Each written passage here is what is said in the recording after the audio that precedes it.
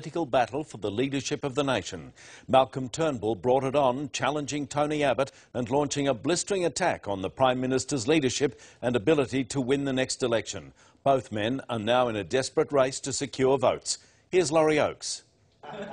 Tony Abbott could still laugh as he started the day in Adelaide, brushing off questions about his leadership. I'm just not going to play the Canberra Games. But when his plane flew into the national capital a few hours later, he couldn't avoid the Canberra Games and was quickly reminded they're as brutal as Game of Thrones.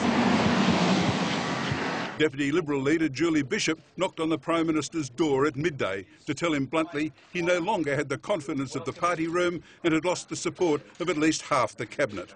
It was a dejected Mr Abbott who walked to the House of Representatives chamber for question time, probably for the last time as Prime Minister. Can the Prime Minister nominate a single person sitting behind him who thinks he's the best possible Prime Minister?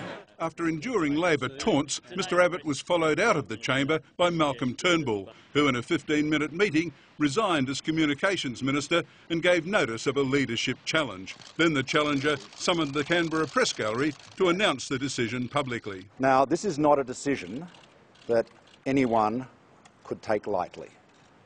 I have consulted with many colleagues. Mr Turnbull set out his reasons for wanting to topple Mr Abbott, and it was a scathing assessment. The Prime Minister has not been capable of providing the economic leadership our nation needs.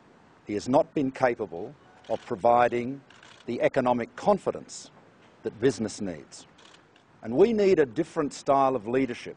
Australia needed a leadership style that explained complex issues and set out a direction. We need advocacy, not slogans. We need to respect the intelligence of the Australian people. If there was no leadership change, Mr Turnbull said, Labor's Bill Shorten would become Prime Minister. We have lost 30 news polls in a row. It is clear that the people have made up their mind about Mr Abbott's leadership. It's expected the leadership ballot will be held tomorrow. A cabinet meeting scheduled for tonight has been cancelled. Mr Turnbull has given guarantees to right-wing Liberals who rebelled against him when he was opposition leader in 2009 and installed Mr Abbott. He won't overturn the Abbott government's climate change policies, he's promised, and he will stick to Mr Abbott's plan for a plebiscite on same-sex marriage.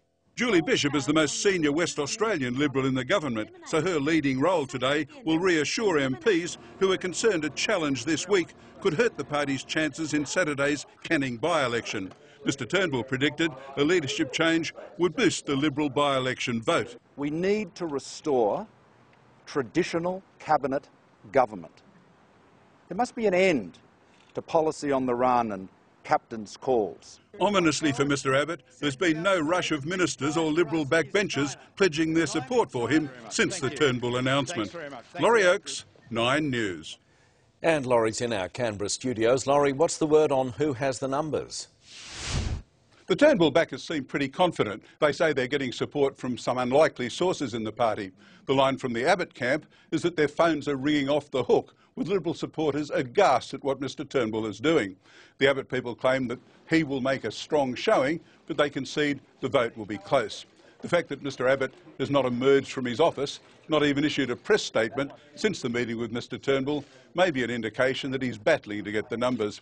If the challenge succeeds, Australia will have had 5 Prime Ministerships in 5 years. Rudd, Gillard, Rudd, Abbott, Turnbull. So the revolving door analogy is certainly valid. Australian politics is volatile.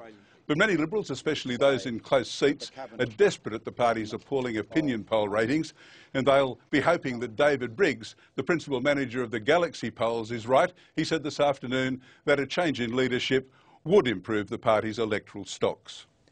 Laurie Oakes.